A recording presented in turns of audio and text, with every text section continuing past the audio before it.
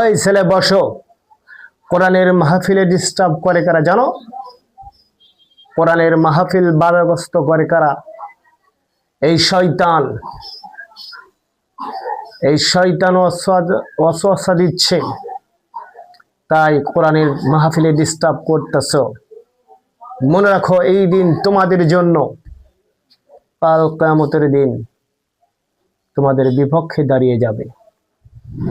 আমি চাই না এই কোরআনের মাহফিলে সওয়াবের উদ্দেশ্যে এসে পাপ কাজ করো। আমি চাই না কোরআনকে অপমানিত করো।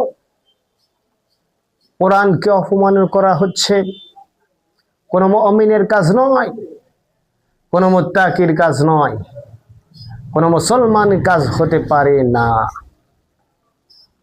তাই চুপচাপ করে মাহফিলে বসতে হবে। যদি মাহফিলে না বসেন তাহলে আপনি আপনার কপাল, আপনার বডি আল্লাহর বিরুদ্ধে অবস্থান করছে। কোরআনের মাহফিল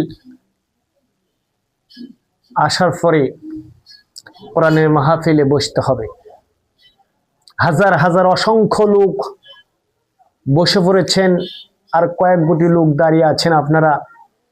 আপনারা মনে করেছেন যে কোরআনের মাহফিলে ডিস্টার্ব করলে, কোরআনকে ডিস্টার্ব করলে কথা বন্ধ হয়ে যাবে? কখনো নয়। কোরআনের কথা কখনোই বন্ধ হবে না। এই যে দেখেছেন, আলেমের উপর কেউ নির্যাতন অত্যাচার করেছে, কত শয়তান এসে কোরআনের মাহফিলকে বাধাগ্রস্ত করেছে। গলা চেপে ধরতে চেয়েছিল, কিন্তু তারা পেরেছে? পারে নাই। কিয়ামত পর্যন্ত পারবে না। এর কারণ কি জানেন? আমার মতন, আপনার মতন হবুল্লাহদেরকে কোরআনের দায়িত্ব দেওয়া হয় নাই। কোরআনের দায়িত্ব আল্লাহ তাআলা নিয়েছেন। যিনি সৃষ্টি করেছেন তিনি দায়িত্ব নিয়েছেন। তিনি বলেছেন যে আমি কোরআনকে নাজিল করেছি, আর এই হেফাজতের দায়িত্ব আমি আল্লাহ নিয়ে নিলাম। বলি আলহামদুলিল্লাহ। আল্লাহ রাব্বুল আলামিন বলছেন, ওয়া ইন্না আলাইকুম লাহাফিজিন কিরামান কাতিবিন।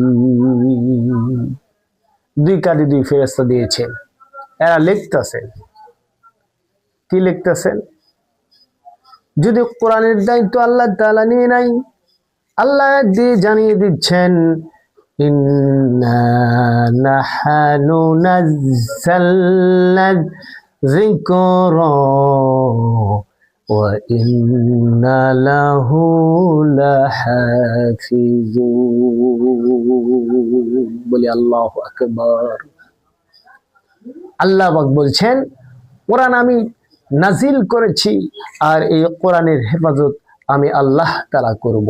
কোনো মানুষকে, কোনো জিনকে, কোনো ফেরেশতাকে, কোনো পাহাড় পর্বতের উপর আল্লাহ তাআলা এটা স্পেশাল ভাবে আল্লাহ তাআলা দায়িত্ব দেন নাই। আল্লাহ তাআলা নিজেই দায়িত্ব নিয়েছেন। কারণ আমাদের মতন, আপনাদের মতন রক্ত মাখা মানুষ কোরআনকে লাঞ্ছিত করবে, আর এটা দেখে মুসলমানেরা পড়ে যাবে, এটা নয়। কোরআনকে যারা লাঞ্ছিত করবে, অপমানিত করবে, তারাই এই জমিনে লাঞ্ছিত এবং অপমানিত হবে। ফিরে আমার ভাইয়েরা, আমার বন্ধুরা,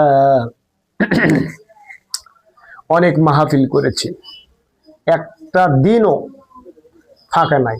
মাহফিলের ডেট আসতে মাহফিল করতে আসি। আল্লাহ তাআলা হেফাজত করছে কণ্ঠটাকে। এই জন্য কণ্ঠ দিয়ে যা বাড়ায়, যে কথাগুলো বাড়ায়, আল্লাহ তাআলা বের করে দেয়। এটা আমার কোনো পাওয়ার নাই, আমার কোনো শক্তি নাই, আমার কোনো ক্ষমতা নাই। আজকে আপনার ময়দানে এসেছি। আপনারা হয়তো মনে করছেন যে হুজুর কি করে। আসলে প্রত্যেক দিন যদি মাহফিল থাকে তাহলে বিভিন্ন জায়গায় যে দেখা যাচ্ছে আপনি খানা খাচ্ছেন, পানি খাচ্ছেন, আবার দেখা যাচ্ছে যে বিভিন্ন জায়গায় বিভিন্ন রকমের একটা আবহাওয়ার যে চিত্র দেখা যায়, কোনো জায়গায় ঠান্ডা, কোনো জায়গায় গরম, আবার পরিবেশ অনেক জায়গায় অনেক সুন্দর, আবার অনেক জায়গা পরিবেশগুলো মানে খুব কঠিন বাংলাদেশে। তো এই জন্য মাহফিল করতে গেলে, মাহফিলের আমরা দেখেছি বিভিন্ন জেলায়, যেমন বরিশালে গেলে খুব কষ্ট লেগে যায়, তারপরে আপনার চট্টগ্রাম গেলে খুব মজা লাগে, ঢাকায় গেলে খুব দেখা যাচ্ছে যে আপনার ওই বিভিন্ন জায়গায় যে ময়লাগুলো ফালায়, এটার একটা দুর্গন্ধ, এই গন্ধর জন্য অনেক কষ্ট হয়ে যায়। এরপরে আপনি কুমিল্লাতে মাহফিল করতে গিয়েছিলাম, দেখেছি যে কুমিল্লাতে অনেক সুন্দর পরিবেশ, কুমিল্লাতে ভালো পরিবেশ। সিলেটে গিয়েছিলাম, সিলেটের চা বাগান কি সুন্দর, আল্লাহু আকবার। এই চা বাগানের এই দৃশ্যগুলো দেখলে মনে কত আনন্দ লাগে। আমাদের দেশে কি নাই, আছে অনেক কিছু আছে, কিন্তু আমরা ঘুরি নাই, আমরা দেখি নাই, এই জন্য আমরা বুঝতে পারি না। প্রিয় ভাইয়ের আমার, আমি যে আয়াত পড়েছিলাম, এই আয়াতের কথাগুলো আমি বলেছিলাম,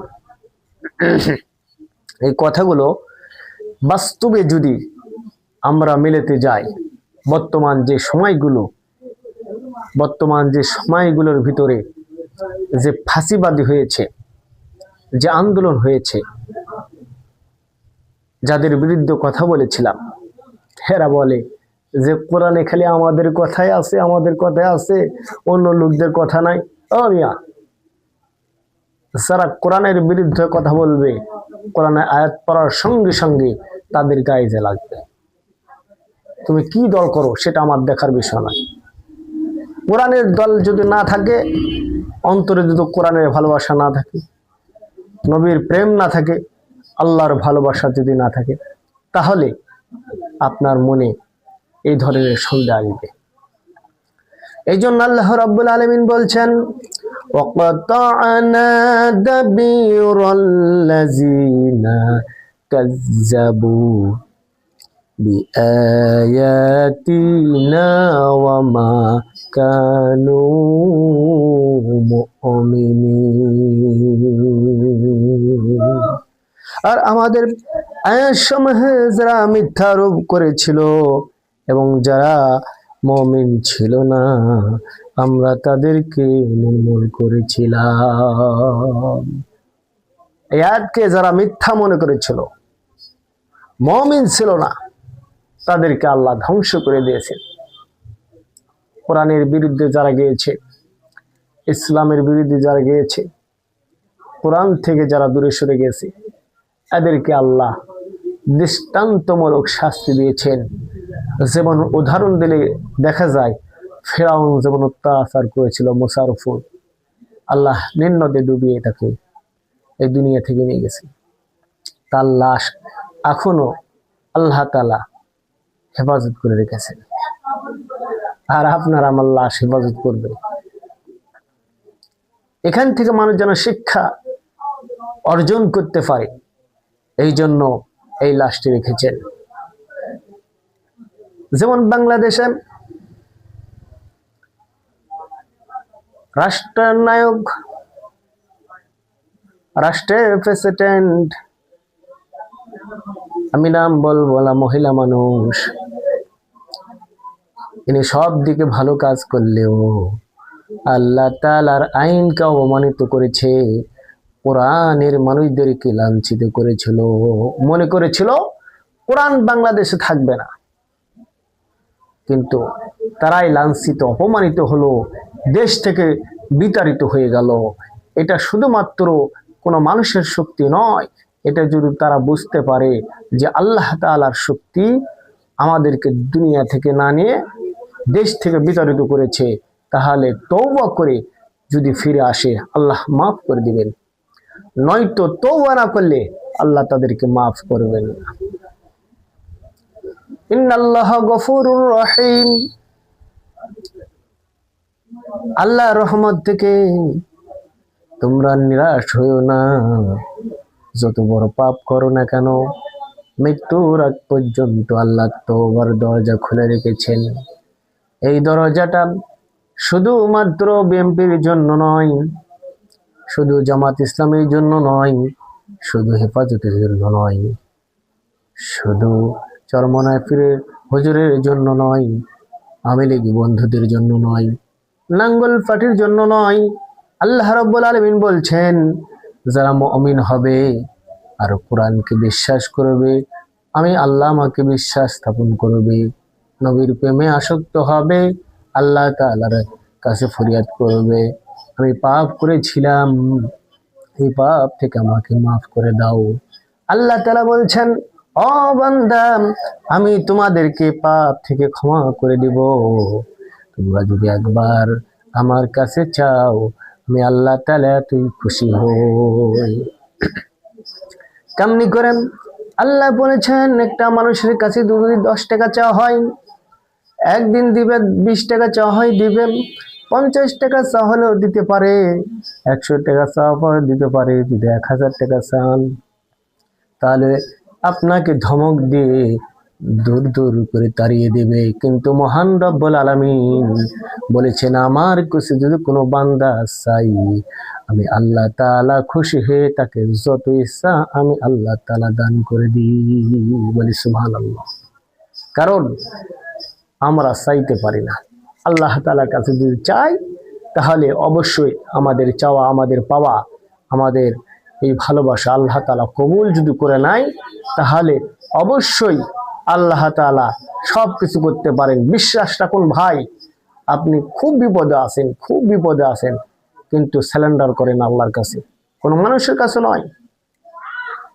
স্যালেন্ডার করেন, বলেন, আল্লাহ আমি পাপ করেছি, ক্ষমা করে দাও, আমি অন্যায় করেছি। এত বড় অন্যায় করার পরেও আপনি অনুতপ্ত হচ্ছেন না। পাপ করার পরেও আপনার, এত পাপ করার পরে আপনাকে কুকুর বানায় দিতে পারতো, জানোয়ার, বিভিন্ন রকমের পশু পাখি বানায় দিতে পারতো, কিন্তু আল্লাহ তো রাগ করেন নাই। শুধুমাত্র আপনাকে জাহান্নামের আগুন থেকে বাঁচার জন্য সুযোগ সৃষ্টি করেছেন। তারপরও আপনি মনে করছেন আল্লাহ আপনাকে দেখছেন না, আপনি মনে করছেন আল্লাহ আপনাকে ধরবেন না। অবশ্যই ধরবেন। এর পূর্বে মাফসে, ক্ষমাসে আল্লাহ তাআলার কাছে, আল্লাহর দিকে ফিরে আসুন এবং আল্লাহকে ভালোবাসুন। অবশ্যই আল্লাহ আমাদেরকে ভালোবাসবেন। আমি যে আয়াত পড়েছি মুমিন সম্পর্কে, যারা মুমিন ছিল না তাদেরকে আল্লাহ নির্মূল করেছেন। নির্মূল কিভাবে করেছেন? আল্লাহ তাআলা তো বলেছেন যে নির্মূল করেছি এমনভাবে, তারা এই পৃথিবীর জীবনেতে আর কখনোই মাথা চারা দিতে পারে নাই, ধ্বংস করে দিয়েছে। ফেরাউনের মতো, আবরাহার মতো, নাম শুনেছেন তো। তাহলে আমরা এমন কাজ করব না মুসলমান হইয়া যে আল্লাহ তাআলা আমাদেরকে নির্মূল করে দেয়। সকলে আমরা দোয়া করি যে আমরা সকলে যেন মুমিন হয়ে, মুসলমান হয়ে, কালেমা পড়ে আমরা যেন মৃত্যু বরণ করতে পারি। ওই ছেলে বসো, দোয়া হবে, দোয়া দোয়া।